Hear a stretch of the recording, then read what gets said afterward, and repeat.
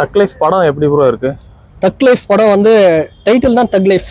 படத்துல பெருசா ஒன்றும் இல்லை, ரொம்ப சுமாராக தான் ப்ரோ இருக்கு. நான் ரொம்ப எதிர்பார்த்து வந்தேன் நாயகன். ஆனால் ஸ்டார்டிங்ல வந்து நாயகன் மாதிரி தான் ஸ்டார்ட் ஆச்சு. முடியும் போது ஒரு செக்கச்சவந்தான கிளைமேக்ஸ் மாதிரி ஏதாவது ட்விஸ்ட் இருக்கும்டான்னு பார்த்தா ஒண்ணுமே இல்லை. அப்படியே சல்லுன்னு போயிடுச்சு படம். ரொம்ப டிசப்பாயின்மெண்ட். மணி சார் படம் மாதிரியும் இல்லை, கமல் சார் படம் மாதிரியும் இல்லை, ஒண்ணுமே இல்லை. ஏன் ரொம்ப லேகா இருக்கா படத்துல? நிறைய லேக் ப்ரோ.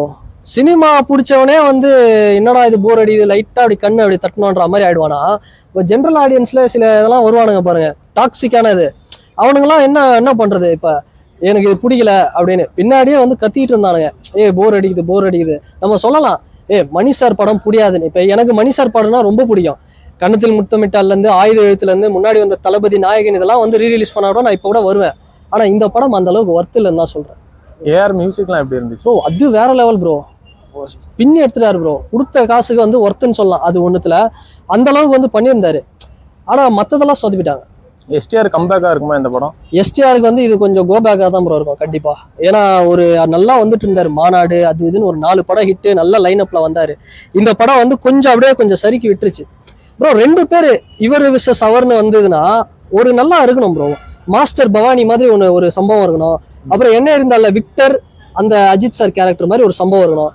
இது மாதிரி எதுவுமே இல்லையே, அதுதானே ஒரு பெரிய லேக். அதாவது 2 பேருக்குமே மாசான சீன்ஸ் எதுவும் இல்லைன்னு சொல்றீங்களா? பெருசா இல்ல மாசான சீன். விக்ரம் வேதாலாம் கூட இவ்வளவு ஃபைட்லாம் இருக்காது. ஆனா மாதவன் சாரும் இவரு விஜய் சேதுபதி சாரும் வரும்பொழுது அந்த பிஜிஎம்மோட வேற லெவல்ல இருக்கும். அது மாதிரி எதுவுமே இல்லையே. வராரு இந்த ஒஸ்தியில கார் திருப்பும் போது இன்ட்ரோடக்ஷன் மாதிரி எஸ்டிஆர் வராரு. பெருசா அவர் முடி நல்லா இருக்கு.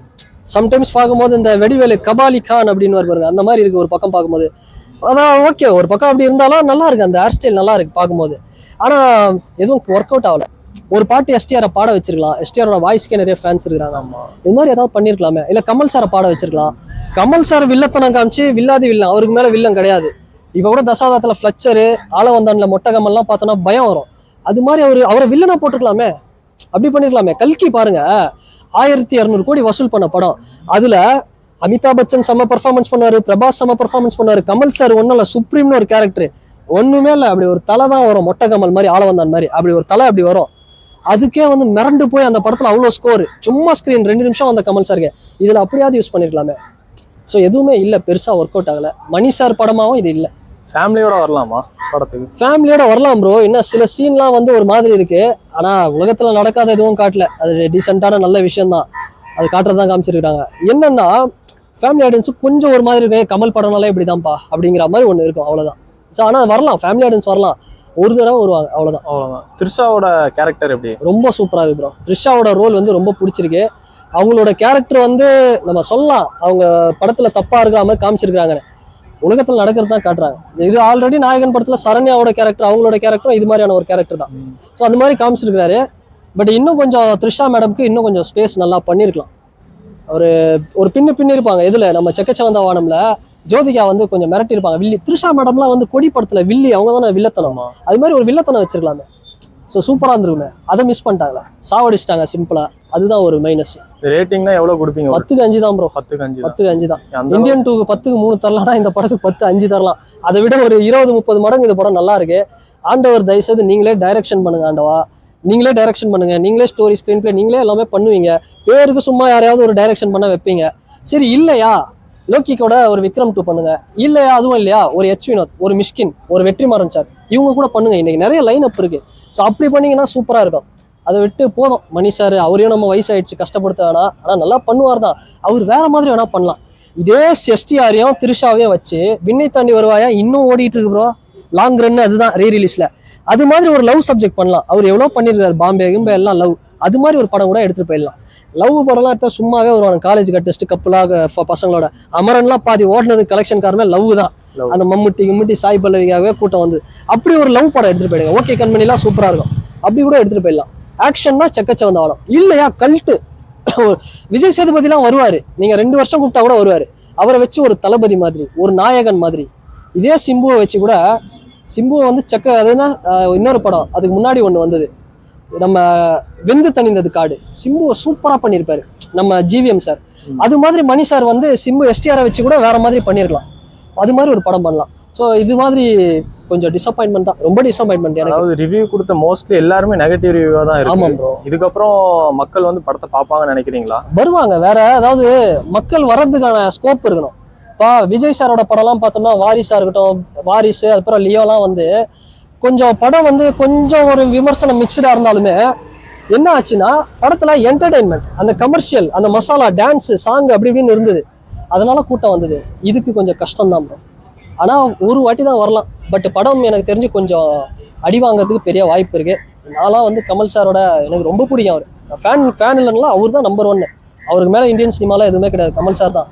ஸோ அப்படிப்பட்ட கமல் சாராக இருந்தாலும் அவர் என்ன சொல்லியிருக்காரு, நீ காசு கொடுத்து பார்க்குற, என் படமாக இருந்தாலும் அது நல்லா இல்லைன்னா நீ நல்லா இல்லைன்னு சொல்கிறதுக்கு உனக்கு உரிமை இருக்குது. அதனால நான் அவருடைய இது அவர் சொன்னதை கேட்டு சொல்லணும்னா நல்லா தான் இல்லை. ஒரு வாட்டி பார்க்கலாம் சும்மா. என்னால் 2வது தடவை வர முடியுமானா தெரில. தக் லைஃப் படம் எப்படி இருக்கு? தக் லைஃப் படத்தை பற்றி சொல்லணும் அப்படின்னா ஃபுல் ஆஃப் எக்ஸ்பெக்டேஷன்ஸ். ஏன்னா அவங்க பண்ண ப்ரொமோஷனாக இருக்கட்டும், ட்ரெய்லர் கட்டாக இருக்கட்டும், நிறைய விஷயங்களாக இருக்கட்டும், இதெல்லாம் பார்க்கும்போதே வந்து படம் வந்து கொஞ்சம் பெருசாக இருக்க போகுது. ஏன்னா மணிரத்னம் சார் ஒரு சைடில் வந்து பார்த்தீங்கன்னா நீங்கள் ஒரு எஸ்டிஆர்லாம் இருக்கும்போது ஓகே கொஞ்சம் பெருசாக இருக்க போகுது படம் அப்படின்ற மாதிரி சொன்னாங்க. 2வது எக்ஸ்பெக்டேஷன் நமக்கும் அப்படி தான் இருந்தது. இதெல்லாம் தாண்டி என்னன்னா 3 பெரிய டேரக்டர்ஸ்லாம் வந்து ஒர்க் பண்ணுறாங்க. அதாவது நீங்கள் எஸ்டிஆரும் வந்து ஒரு டேரக்டர் தான். ஸோ அந்த கதையை சூஸ் பண்ணது எந்த அளவுக்கு இருந்திருக்குன்றது தான் எனக்கு ஒரு இதுவாக இருந்தது. பட் கதையும் வந்து உள்ளுக்குள்ள எலிமெண்ட்ஸே வந்து ப்ராப்பராக பிளேஸ் பண்ணல. ஒரு 10 நிமிஷம் இன்ட்ரெஸ்டிங்காக போனால் அடுத்த ஒரு 10 நிமிஷம் ரொம்ப டல்லாக போகுது. 10 நிமிஷமா அடுத்த 20 நிமிஷமே டல்லாக போகுது. நிறைய அன்வான்ட் சீன்ஸு, சீக்வன்ஸு, நிறைய ஒர்க் அவுட் ஆகாத மிஷின்ஸு. நீங்கள் அதை வந்து பார்த்தீங்க அப்படின்னா ஒரு ப்ராப்பரான ஒரு வே ஆஃப் ஸ்ட்ரக்சராகவே இல்லை. நிறைய லாஜிக் மிஸ்டேக்ஸ் வந்து இருந்தது. கமல் சாரோடைய ஆக்டிங் நல்லா இருந்தது. பட் கமல் சாரோடைய ரோலிங் வந்து கொஞ்சம் ஒரு நல்ல கிளாரிட்டியாக ஒரு டெப்த்தாக இல்லை அப்படின்னு சொல்லுவேன். ஏன்னா ஒரு ஹீரோ அப்படின்னா ரொம்ப பவர்ஃபுல்லாக இருக்கணும், ரொம்ப ஒரு ஒன்று தென்னாவட்டா நக்கலா திமிரா அப்படி இருக்கணும் இல்லையா, ரொம்ப நல்லவனா ஒரு சைடில் இப்படி போகணும். அட்லீஸ்ட் மிக்ஸாக இருந்தாச்சும் அது ஒரு இம்பாக்ட் கிரியேட் பண்ணும். இதில் கமல் சார் வந்து ஒரு ஹீரோவாக இருக்காரு, ஆனால் ஒரு கேங்ஸ்டர்ன்றாங்க. ஆனால் திருப்பி வராரு, ரிவெஞ்ச் எடுக்கிறாரு. ரிவெஞ்சுமே வந்து கடைசியாக வந்து சிம்புக்கு ரிவெஞ்ச் எடுக்கிற மாதிரி வராரு, அப்புறம் அவருக்கு நல்லது பண்ணிட்டு போறாருன்னு போது ஹீரோவோட கேரக்டரைசேஷனில் எனக்கு வந்து கொஞ்சம் சாட்டிஸ்ஃபைடாக இல்லைன்ற மாதிரி அது தோணுது. மற்றபடி நீங்கள் இந்த படத்தை பற்றி கேட்டிங்கன்னா பிரியாணி உப்பு இல்லாமல் இருந்தது. ரொம்ப ஒஸ்ட்ன்றீங்களா படம்? ஒஸ்ட்ன்னு சொல்ல முடியாது ப்ரோ, பட் ஒரு சாட்டிஸ்ஃபையிங்காக இல்லை. ஏன்னா நீங்கள் எஸ்டிஆர்லாம் பார்க்கும்போது நீங்கள் உண்மையாக சொல்லுங்கள், நீங்கள் எக்ஸ்பெக்ட் பண்ண கதை எந்த மாதிரி இருக்கும்? இல்லை மாசா ஒரு இதில் என்ன தெரியுமா கதை? ஃபஸ்ட்டு வந்து நம்ம கேங்ஸ்டராக இருக்க நம்ம கமல் சாரை வந்து ஷூட் பண்ணுறதுக்கு ஒரு ஃபுல் ஸ்குவாட் வராங்க, போலீஸ் நிறைய பேர் வராங்க. அந்த டைம் என்ன ஆகுதுன்னா அங்கே ஷூட்டிங் வந்து ஸ்டார்ட் ஆகுது. அப்போ வந்து என்ன ஆகுதுன்னா நம்ம ஹீரோவோட அப்பா, நம்ம எஸ்டிஆரோடைய அப்பா வந்து கண்ணில் ஷூட் பண்ணிடுறாங்க. அது இவங்களில் ஒரு ஆள் ஷூட் பண்ணாங்கன்ற மாதிரி காமிச்சிடுறாங்க. அதுக்கப்புறம் அவங்க அப்பா பாடியை பார்த்துட்டு இருக்க எஸ்டிஆரை தூக்கிடுறாங்க. கூட எஸ்டிஆரோட தங்கச்சி அந்த பக்கம் இருக்காங்க, அவங்கள கூப்பிட்டு வர முடியல அப்படின்னு சொல்லிட்டு சிம்புவை மட்டும் கூப்பிட்டு நம்ம கமல் சார் வந்து போகிறாரு. இது ஒரு கட்டத்துக்கு மேலே என்ன ஆகுது அப்படின்னா கமல் தான் வந்து சிம்புவோட அப்பா வந்து சுட்டாரு அப்படின்ற மாதிரி ஒரு மிஸ்கம்யூனிகேஷன் மாதிரி இவங்க சொல்லிடுறாங்க. ஓ சுட்டது எங்கள் அப்பா இவர் தானே அப்படின்ட்டு இவர் என்ன பண்ணிட்டாரு, அவங்க அப்பாவை வந்து சுட்டாரு அப்படின்னு சொல்லி இவர் ரிவெஞ்ச் எடுக்க போறாரு. அந்த இடத்துல வந்து நம்ம கமல் சார் இறந்துடுற மாதிரி இவங்கெல்லாம் வந்து நினச்சிக்கிறாங்க. மேலே தள்ளி விட்டோன்னே அவர் திருப்பி ரிவெஞ்ச் எடுத்துட்டு என்ன நீங்கள் ஏன் சுட்டீங்க, என் ஃபேமிலி இப்போ ஒரு மாதிரி ஆயிடுச்சு, நான் உங்களுக்கு ரிவெஞ்ச் எடுக்க வரேன்னு வராரு. கடைசியாக எஸ்டேட் வந்து நான் உங்கள் அப்பாவை கொள்ளடா, நான் உன் தங்கச்சியோட சேர்த்து வைக்கிறேன்டான்றாரு. இது எங்கே ஒரு கதை, எங்கே ஒரு சாட்டிஸ்ஃபைங், எங்கே ஒரு ட்விஸ்ட், எங்கே ஒரு டேர்னு, எதுக்கு டக் லைஃப்னு பேர் வச்சிங்கன்ற நிறைய கேள்விகள் இருக்கு. சரி ஓகே, மியூசிக்லாம் எப்படி இருந்துச்சு ஏஆர் ரஹ்மான்? ஆடியோ லான்ச்சில் இருந்த இம்பாக்டே இந்த படத்தில் மியூசிக் இல்லை ப்ரோ. ஜிங்கு சாங்க்கு ஆனால் ஒரு வைப் இருக்கும். 5 வண்ண பூவே ஓரளவுக்கு அப்படியே படம் பார்க்கும்போது அப்படியே கொஞ்சம் லைட்டாக அப்படியே அதோட ட்ராவல் பண்ணுற மாதிரி இருக்கும். மற்றபடி மியூசிக்லாம் ஒரு இம்பாக்ட் கொடுக்கல படத்தில், அவ்வளோதான். ஓவரால் ரேட்டிங் எவ்வளோ கொடுப்பீங்க ஒரு 10க்கு? ரேட்டிங் அப்படின்னா 10க்கு வந்து ஒரு 3.5 4 கொடுக்கலாம் ப்ரோ. கமல் சார் அப்படின்னும் போது, எஸ்டிஆர் அப்படின்னும் போது நம்மலாம் வந்து நல்லா இல்லை அப்படின்னு சொல்கிறோம்.